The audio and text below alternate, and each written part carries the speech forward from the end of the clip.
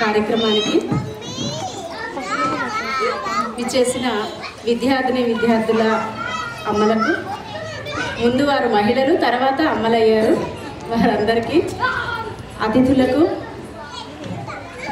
ఈ పాఠశాల యాజమాన్యానికి, ఉపాధ్యాయులకు సాదర స్వాగతం. ముందుగా ఈ కార్యక్రమాన్ని నిర్వహిస్తూ మమ్మల్ని ఆహ్వానించిన హురీన్ గారికి అంచెలంచెలుగా ఆవిడ ఇలాగే ఎన్నో కార్యక్రమాలు తీసుకుంటూ మమ్మల్ని పిలుస్తూ ఇంకా బాగా ప్రోత్సహించాలని, మహిళా అభ్యున్నతిని ప్రోత్సహించాలని, ఇలాంటి మహిళా దినోత్సవాలప్పుడు మాత్రమే మేము మహిళలము అని నిజంగా గుర్తొస్తుంది. ఎందుకంటే ఇంట్లో ఏంటంటే ఏదో వంట చేసుకున్నావా, పిల్లల్ని చూసుకున్నావా, టైంకి అన్నీ చేసావా అని మాత్రమే గుర్తుంటుంది. తత్రారం అంటే దేవత, ఎక్కడ స్త్రీలు పూజింపబడతారో, గౌరవించబడతారు, పూజ అవసరం లేదు, కనీసం గౌరవించబడతారు, అక్కడ దేవతలు సంచరిస్తారు, దేశం సుభిక్షంగా ఉంటుందని ఆర్యోక్తి. ముఖ్యంగా స్త్రీలు పురుషులు సమానం సమానం సమానం అంటున్నారు. సమానం కాదండి, ఆడవాళ్ళే ఎక్కువ. ఎందుకంటే మొట్టమొదట సృష్టి వచ్చిందే ఆడవారి నుంచి, స్త్రీ శక్తి నుంచి ఆవిర్భవించింది సృష్టి. అమ్మవారు ఆదిపరాశక్తి ఆవిర్భవించి త్రిమూర్తుల్ని సృష్టి, అమ్మవారిని 3 భాగాలుగా అవ్వమని ఆవిడ్ని యాచించి లక్ష్మీదేవి, సరస్వతీదేవి, పార్వతీదేవిగా ముగ్గురుగా డివైడ్ చేసి, ఒక్క అమ్మని 3 అమ్మలుగా డివైడ్ చేసి వారి భార్యలుగా స్వీకరించి, బ్రహ్మదేవుడు తన నాలుక స్థానాన్ని ఆ తల్లికిచ్చి, సరస్వతికిచ్చి, స్వామి పరమేశ్వరుడు అర్ధనారీశ్వరుడు ఆ తల్లికి అర్ధ శరీరాన్ని ఇచ్చాడు. ది సేమ్ టైం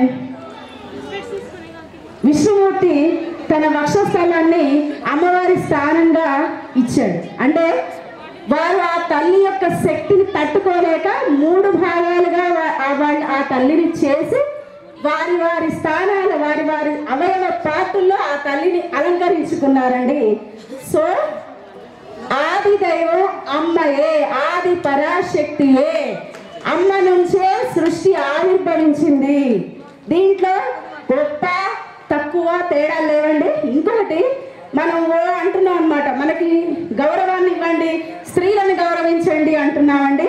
మనం గౌరవించమని ఎవరిని యాచించని అవసరం లేదు, ముఖ్యంగా మగవారిని యాచించని అవసరం మనకి లేదండి. ఆకాశంలో సగభాగం కాదండి, మనం ఆకాశం అంతా నిండి ఉన్నాం మనం. ఇంకొకటి, ఆడదానికి ఎవరో శత్రువులు లేరండి, ఆడదానికి ఆడదే శత్రువు అండి. ఎందుకంటే ఎక్కడో మీడియాలో, యూట్యూబ్లో, వాటిల్లో చూసి ఒక ఆడది గృహహింస వల్ల మరణించింది అనగానే అయ్యో, ఆ లక్షణాలకు అనుకూలంగా మన తోటి ఆడదాన్ని రక్షిద్దాం. గొడవ జరిగినప్పుడు చంకలూపుకుంటూ తిరగడం కాదండి, ఆవిడని హింసించడం, విమర్శించడం కాదండి, ఆవిడకి సహకారం ఇద్దాము. అది న్యాయ సహకారం కానీ, రక్షక భటుల సహకారం కానీ, ఇంకోటి కానీ మనం ముందుండి నడుద్దాము.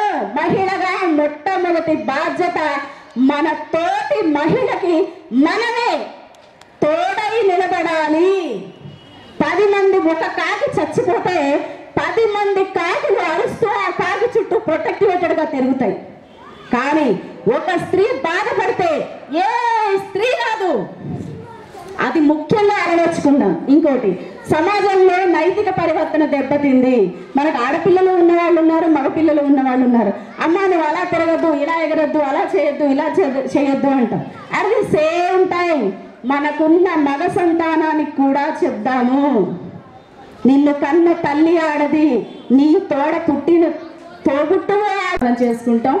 దానికి కారణం హురీన్ గారు, క్లాస్ టీచర్స్ ఓన్లీ. ప్రత్యేక ధన్యవాదాలు మీ అందరికీ. నేను చాలా ధైర్యంగా ఉంటాను. మా పాప చాలా షైగా ఉండేది ఒకప్పుడు, కానీ ఇక్కడికి పంపించాక చాలా యాక్టివ్గా మాట్లాడడం మొదలెట్టింది. ఆపమ్మ తల్లి అనేదాకా మాట్లాడడం మొదలెట్టింది.